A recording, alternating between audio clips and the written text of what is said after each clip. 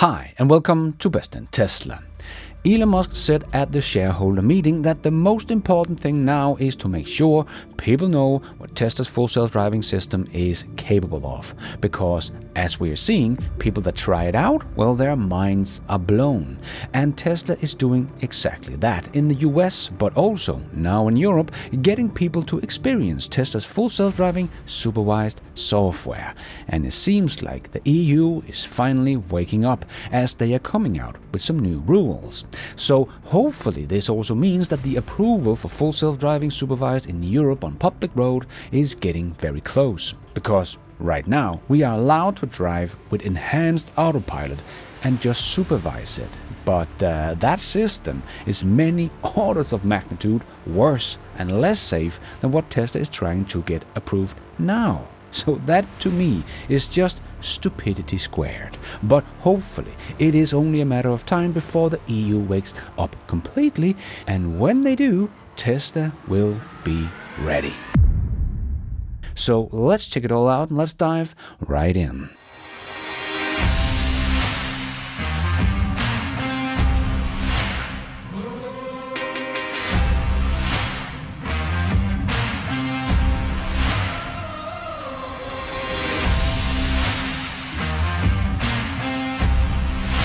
So Tesla is now coming out swinging to get more people to experience the full self-driving supervised. Because as we know, when people actually try it out, their minds are blown and no other car will then be enough. So Tesla has launched a no-brainer marketing campaign for full self-driving that cost exactly $0, as Ming reported on X. Starting tonight in the US, Tesla owners with hardware 4 who have not purchased full self-driving will receive an email and in-app notification about the free 30-day trial of full self-driving supervised version 14 in North America. Millions of Tesla owners will experience full self-driving for the first time during the year-end and holiday season. With the impressive performance of version 14, this can help boost the take rate significantly. And we are actually also seeing some movement in Europe about full self-driving supervised, as Tesla is now offering full self-driving supervised ride-alongs in Europe for the first time ever, with Italy, Germany and France to start. Ride along in the passenger seat to experience how it handles real-world traffic and the most stressful part of daily driving, making the road safer for all. A Tesla employee will be in the driver's seat. More countries are coming soon. This is so cool, and this will spread the awareness of Tesla's full self-driving capabilities to a lot more people, as there are so many people here in Europe that have no clue of just how far ahead Tesla is with their full self-driving system and what it is capable of. And luckily, the EU does seem to finally be waking up a bit to the era of full self-driving, as Ming shared on X. The EU has officially enforced modernized rules for driving licenses, and for the first time they explicitly link the insurer to automation. To align with technical advancement, the new testing requirements will specifically assess the knowledge and skills linked to advanced driver assist systems and other automated technologies. So that's very good to see, because what is happening right now in Europe is simply just plain stupid. Because I have my old Tesla Model 3 that is 6 years old and it got the full self-driving package. So far, it has basically not improved over the last 5 years, quite the opposite, as the EU rules made sure that it was not allowed to take the off-ramp anymore as it could previously. So it has actually gotten worse, not better, over the last 6 years that I owned the car. So many Europeans probably think this is as far as Tesla is. But if they just look at what is going on in the US, they will see Tesla cars drive themselves basically everywhere, from the cities to highways to dirt roads to no road at all. But even though my system here in Europe cannot drive as good as they can in the US, I'm still allowed to use the system, of course. So in my Tesla, I can turn it on basically any road with lines. So not just the highway, but basically any road with lines. So that is in cities, on highways, on main roads, and so on. And I am, of course, always supervising the system. And the main road driving is not always very good, so I am, of course, paying attention. But I can turn it on and have it drive me around on the road, both in cities and on the main roads. So my question is, why is this allowed with a system that is far more unsafe than Tesla's newest and better version of full self-driving supervised version 14? I mean, I'm already using the system as a supervised full self-driving car, but the system I'm allowed to use is just worse at driving and therefore making the whole situation more unsafe. But now, luckily all people living in or close to Germany or Italy or France, for now, can experience just how good the system is that is not allowed to drive here supervised. And then they can take their old Tesla back home afterwards on their less capable and less safe enhanced autopilot on public roads. Is it just me that sees this as incredible stupid from the European regulations? We are not allowed to be driven while supervising Tesla's new, safer and better system, but we are allowed to be driven supervised by Tesla's old, less capable, less safe system.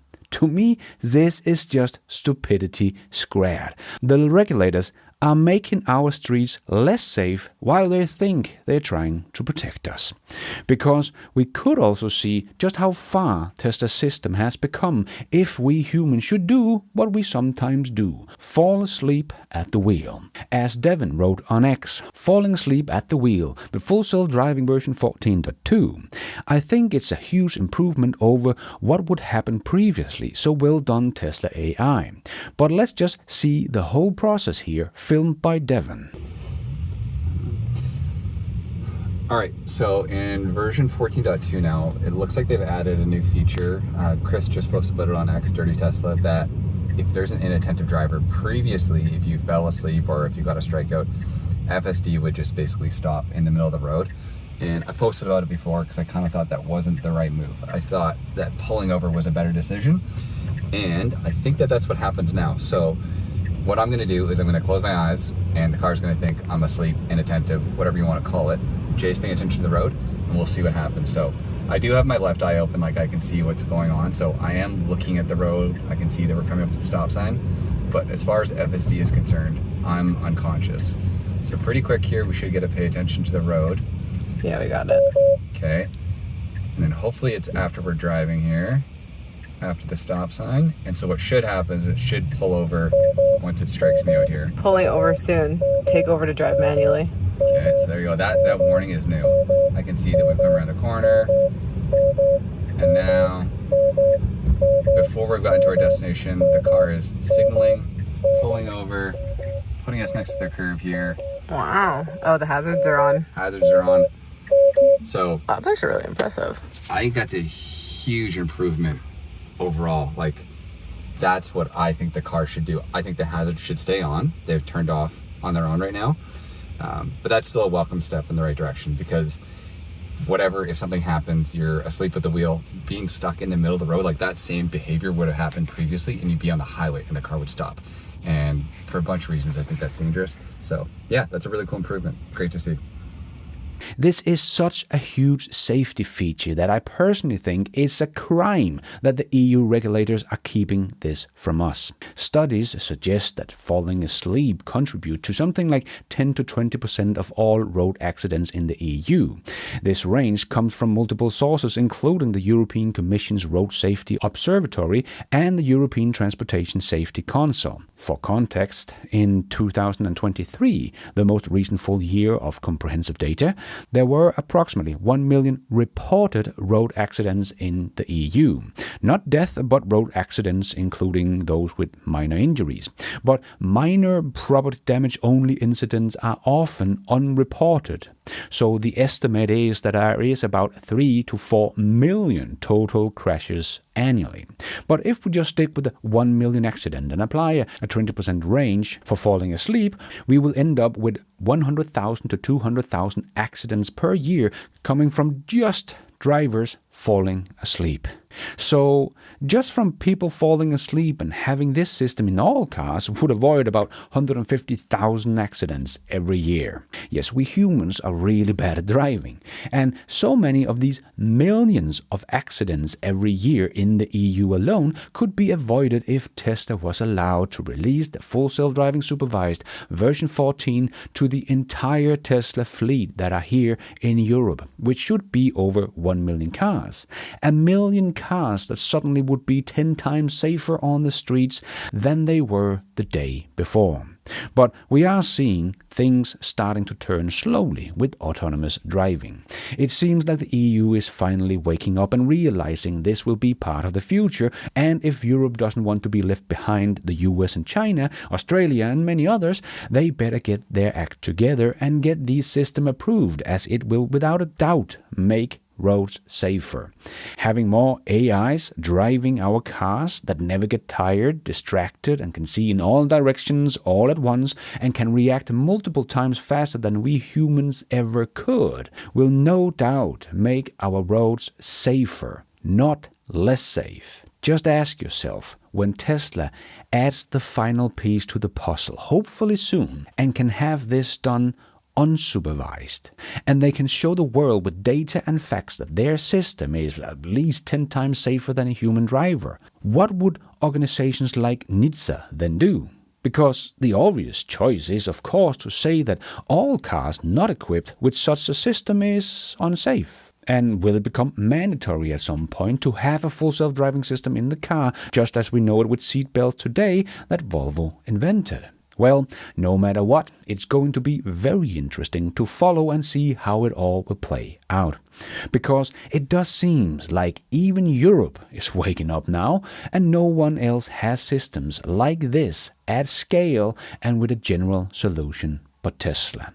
So as soon as the approval comes at some point, Tesla will be ready, with over 350,000 cars coming out of the Berlin factory alone over the next 12 months that can all drive themselves, supervised or unsupervised. From the standard version to the premium, every single car from Tesla can drive themselves. And when people now start to realize just how good this system is, when they try it out themselves in the US or Europe or China or Australia, New Zealand or South Korea, I think it will be really hard for most people to buy a car that can't drive itself and pull over to the side if something happens. This approval we're waiting for here in Europe will, in my opinion, ignite a demand for Tesla's cars like we have never seen before in Europe. And thank you for watching. And until next time, take care out there and be nice.